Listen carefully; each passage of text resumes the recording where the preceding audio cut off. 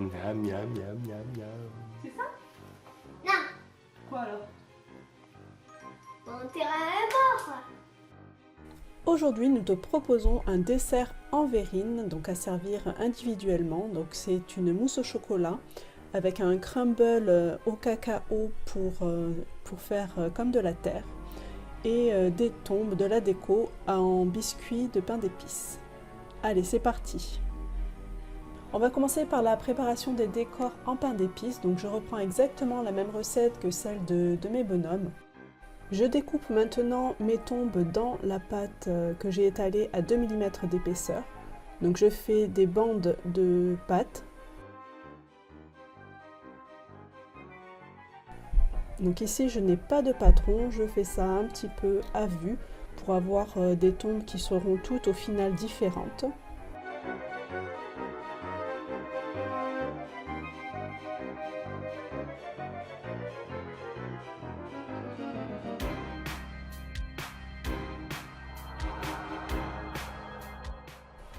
Et ensuite, avec une boule de pâte que je vais allonger en boudin bien lisse, je vais former mes os.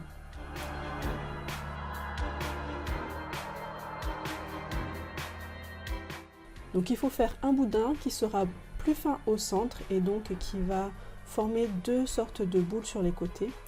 Je coupe avec mes ciseaux ces petites boules en deux et j'arrondis la coupe pour donner la forme de mes os. Pendant que mes biscuits cuisent au four, je vais préparer mon décor en chocolat.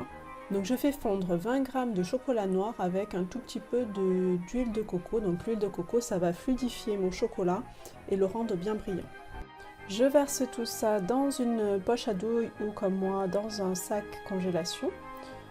Je coupe un tout petit coin de mon sac congélation.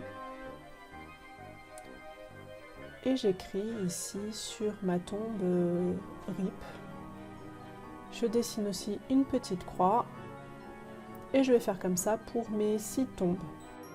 Ensuite, on va préparer la mousse au chocolat. Donc pour la mousse au chocolat, il me faudra 200 g de chocolat noir, 100 g de crème épaisse et 6 œufs. Donc on peut aussi rajouter un petit peu de sucre en poudre si on veut. Moi j'aime bien une mousse au chocolat pas trop sucrée. Donc je mets la crème avec le chocolat et je vais faire fondre tout ça au micro-ondes. Ensuite, dans mon chocolat fondu, je vais rajouter seulement les jaunes d'œufs. Donc je les sépare des blancs et les blancs je les mets de côté parce que je vais les utiliser tout à l'heure.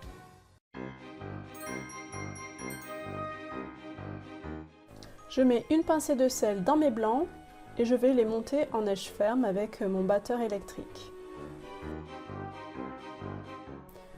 Ensuite, j'en rajoute un petit peu dans mon chocolat et je mélange délicatement avec ma spatule.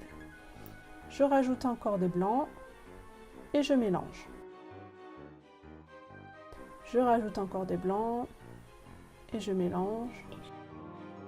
Et je mets le reste et je mélange.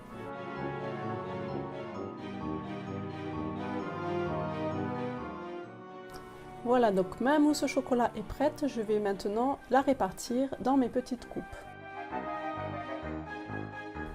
Donc avec les restes de pâte à pain d'épices, j'avais fait là des petits boudins pour faire comme des côtes, faire des petits os. Et ceux-là, je vais les enfoncer dans la mousse au chocolat avant de la mettre au frigo. Et je mets au frais pendant au moins 4 heures, l'idéal c'est toute une nuit. C'est moi qui fais le crumble.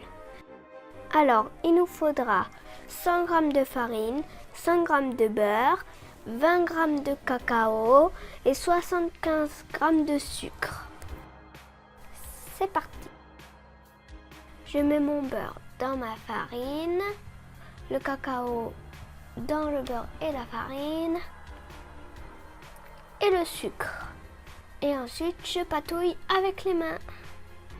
Donc, on mélange jusqu'à avoir une texture de sable mouillé.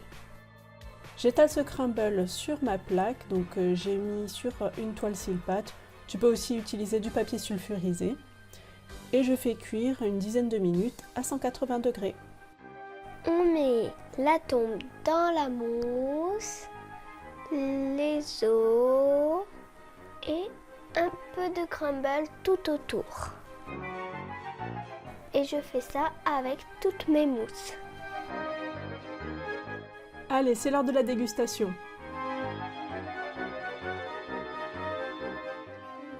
Alors c'est comment? C'est bon. Si cette recette te plaît, n'hésite pas à mettre un pouce bleu et n'oublie pas de t'abonner à la chaîne car j'ai encore plein de gourmandises à partager avec toi tous les mercredis. À bientôt!